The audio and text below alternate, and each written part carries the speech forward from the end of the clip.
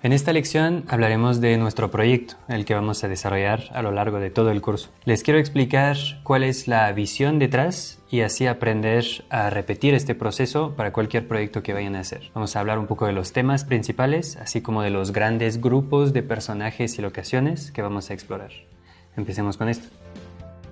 Es tiempo ahora que hablemos un poco del proyecto que vamos a llevar a lo largo de este curso. No vamos a trabajar en los CRUDs, desafortunadamente, pero sí vamos a trabajar en un proyecto de cavernícolas.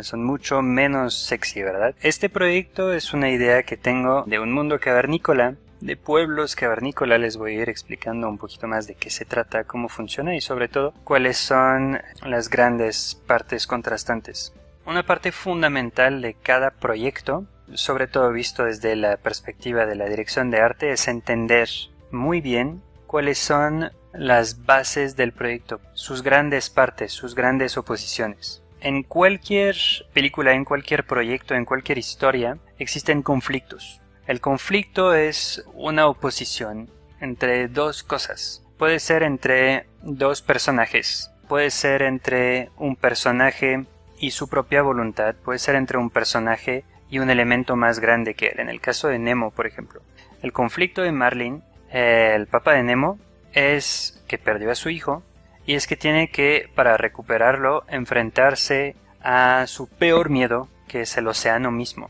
Eso es su conflicto, eso es el enemigo, ¿verdad?, de la película Nemo. Ningún enemigo en esta película, y por eso agarré esta imagen, porque ni los tiburones son los enemigos, pese a lo que nos sugiere sus formas, porque ahí es donde los diseñadores están jugando con el espectador. En realidad, el conflicto de la película Nemo y el gran enemigo de la película Nemo es el océano, que se convierte, dependiendo del momento, de enemigo a amigo, porque a veces reúne y a veces separa. Entonces, esta idea de conflicto, esta idea de que hay tensiones en una historia entre diferentes partes es muy potente y vamos a ver que toda la práctica de la dirección de arte consiste en ubicar bien dónde están los conflictos, los puntos de tensión y ubicar cuáles son los elementos en contraste en una imagen. Es una palabra que voy a usar mucho, esta de contraste, que es lo mismo que tensión, que es lo mismo que conflicto, es algo que está en contra de algo, y cuáles son los elementos armoniosos. Por ejemplo, adentro de la historia de Kung Fu Panda, sabemos quién es el villano y sabemos quiénes son los buenos, por así decirlo. Entonces ellos forman todo un equipo, pese a la discrepancia o las discrepancias de su forma. Sabemos que todos ellos están de un lado del proyecto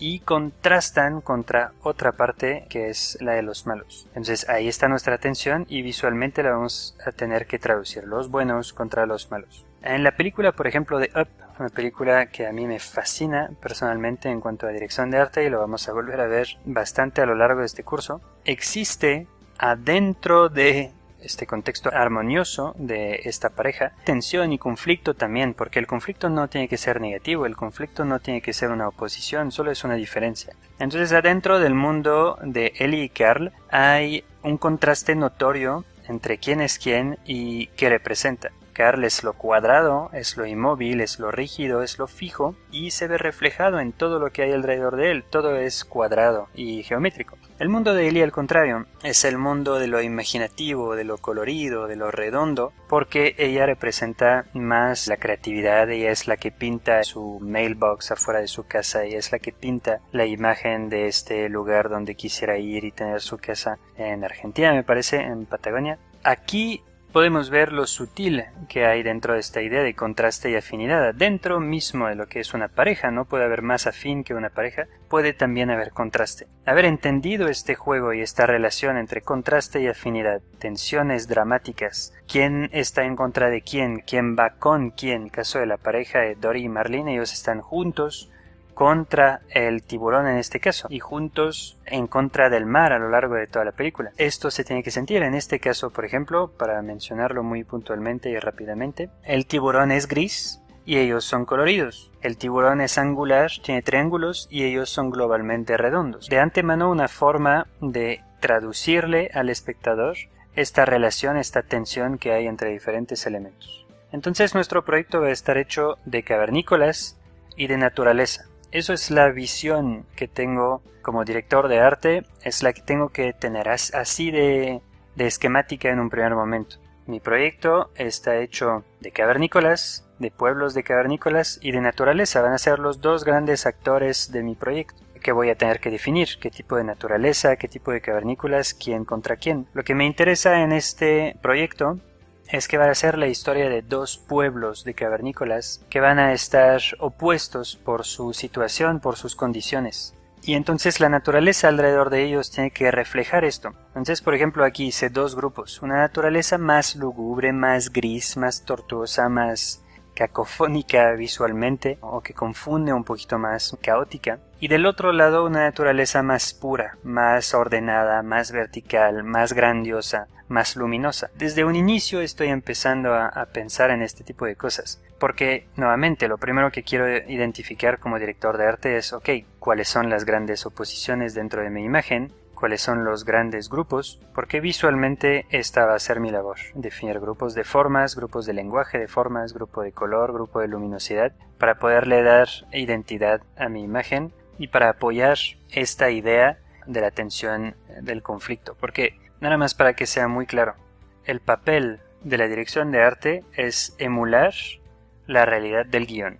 Entonces, existe un guión, una muy buena historia, en el caso de Nemo, sigo regresando a esta película, y el arte lo que tiene que hacer, así como lo veíamos en la última lección de la unidad anterior, así como en la creación de una imagen que va por capas, la dirección de arte tiene que agregarle a una buena historia una muy buena traducción visual que va a resaltar todos estos elementos. Aquí desde la historia ya sabemos que en este momento queremos confundir al espectador y hacerle creer que llegó el malo de la película ante los indefensos buenos de la película. Entonces, la dirección de arte tiene que estar aquí para emular esta sensación. Vamos a ver todos los recursos que tiene un director de arte o un equipo de arte para poder traducir esto, pero quiero que sea bien clara cuál es la función. Es emular, es interpretar los recursos que nos da el guión. Y un guión ya está partido en contrastes y afinidad, ya está estableciendo tensiones narrativas. Entenderlas para poderlas traducir en imagen es la gran función de la dirección de arte.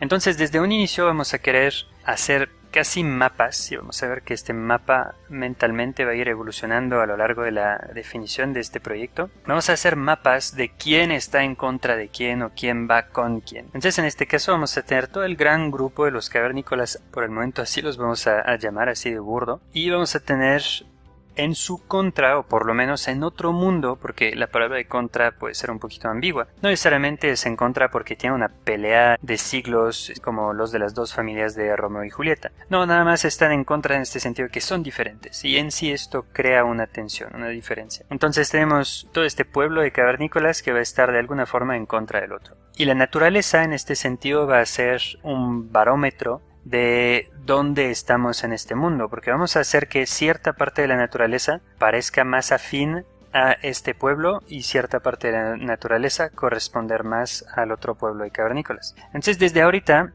nosotros, artistas visuales, vamos a tener que prestarnos al ejercicio verbal de definir o de dar características que corresponden con cada uno de estos grupos. En este caso, los cavernícolas A van a ser la parte fuerte de nuestra historia. Visualmente se tienen que ver fuertes, pero de una fuerza tosca, no una fuerza elegante. Ellos van a ser los de la violencia, los de la agresividad. Y vamos a asociar a esto cierta idea de oscuridad, que va un poco con lo que hemos visto aquí con la naturaleza. Probablemente ellos van a vivir en un mundo un poquito más desaturado, un poquito más gris, un poquito más oscuro. Y probablemente van a estar un poquito más sucios. Se tienen que ver como una versión un poquito más antiguada o desueta de la humanidad. En esto vamos a estar bastante cerca de la oposición que hay en la película de los Croods entre los cavernícolas y el primer cromañón, creo, o neandertal, no recuerdo qué es Guy, el otro personaje con el que se van a encontrar, que es una versión ya más evolucionada de la raza humana. Entonces, en contra de ellos, justamente, un poco mismo planteamiento que en los Croods, enfrente de ellos, que van a ser brutales, fuertes, toscos, etc., vamos a tener un pueblo más ágil, que va a estar más en curva, probablemente en curva en el sentido que en vez de ser tosco y cuadrado así desde un inicio, es como me lo imagino, va a ser más en curva, más fluido. Desde ahorita voy a traicionar un poquito el secreto de las ideas que tengo, pero para mí desde un inicio ellos van a ser más el cuadro y ellos van a ser más las curvas, algo más cercano al círculo. Entonces van a ser más ágiles. Extrañamente van a ser más oscuros tal vez en sus colores, porque no quiero que sea tan obvio. Ellos son los fuertes, los oscuros, los toscos, entonces todo lo que se relaciona con lo negativo. Quisiera tal vez implicar un poco de sutileza en eso, entonces ellos pueden ser fuertes, toscos, brutales, pero sí claros, tal vez en sus colores son un poquito más claros, no lo sé aún. Nada más esto ahorita es como una primera tirita mental de cómo podremos organizar este proyecto. El otro grupo de cavernícolas, ellos van a ser ágiles, tal vez oscuros, tal vez más altos, más delgados y más felinos, me imagino algo más felino en el andar y en el tipo de formas. Entonces, esto es la definición de nuestro proyecto y nuestro primer acercamiento a la idea de contraste y afinidad, de cómo podemos organizar el proyecto para que tenga más potencial para poder emular este mapa de las tensiones entre diferentes elementos en nuestro proyecto para traducirlo visualmente. Espero que les haya ayudado a entender un poquito más cuál era la función de la dirección de arte y cómo la íbamos a aplicar a lo largo de este proyecto. Van a ver que cada lección de este curso va a ser una traducción literal de lo que estamos viendo ahorita. No se preocupen si se sienten un poquito perdidos. Con imágenes todo esto va a cobrar mucho más sentido. Con esto ya tenemos claro la visión, el primer paso de cualquier proyecto, la idea general que vamos a explorar a lo largo de todo este curso. En la siguiente lección veremos cómo buscar referencias y organizarlas para sacarles el mejor provecho.